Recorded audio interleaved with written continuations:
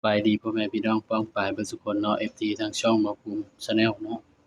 วันนี้บ่าวภูมิก็สิมาตามแนวทางให้พี่น้องคือเก่าเนาะสำหรับลาวพัฒนาเนาะพี่น้องเนาะงวดก่อนเนาะให้เด่น1กับ2เนาะพี่น้องเนาะก็เข้าที่1เนาะแต่ว่าเจาะบ่เข้าเนาะครับเนาะตามกันต่อเนาะพี่น้องเนาะงวดวันที่12เด้อพี่น้องบัดนี้สำหรับลาวพัฒนาเนาะคำนวณให้แบบด่วนๆเนาะพี่น้องเนาะหาก็ได้กลับห้องสำหรับลาวพัฒนาเด้อครับเด้อนี่ บ่าวบ่ได้กลับห้องเนาะหากะกลับก็เลยสิมาลงแนวทางให้พี่น้องเบิ่งเนาะพี่น้องแต่ว่าในโพสต์บ่าวก็โพสต์ลงไปเนาะพี่น้องเนาะ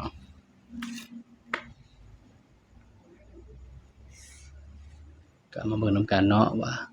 สิได้เด่นตัวใดเนาะพี่น้อง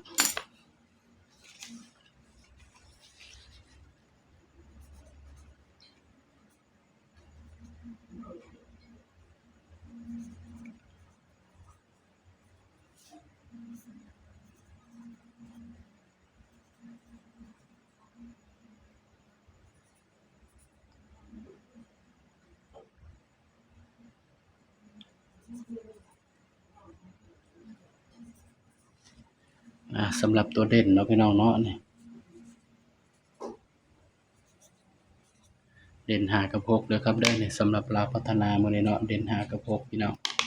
ย้ำว่าตัวเลขเป็นเพียงแนวทางเนาะครับเนาะบัดนี้ก็มาจับคู่นำกันพี่น้อง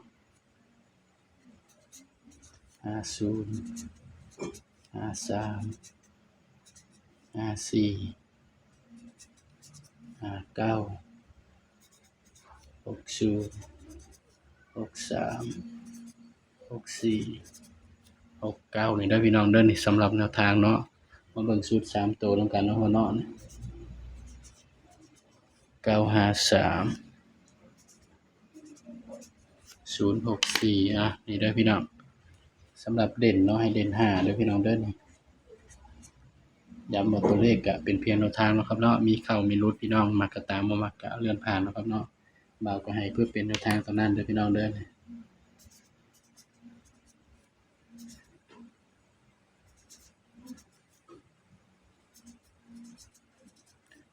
นี่คือชุด3ตัวพี่น้องสำหรับคลิปนี้เนาะก็ฝากพี่น้องเพียงส่ำนี้เนาะอย่าลืมกดไลค์กดแชร์กดติดตามบ่าวภูมิ Channel นี่เด้อพี่น้องเด้อสำหรับคลิปนี้ก็สวัสดีครับ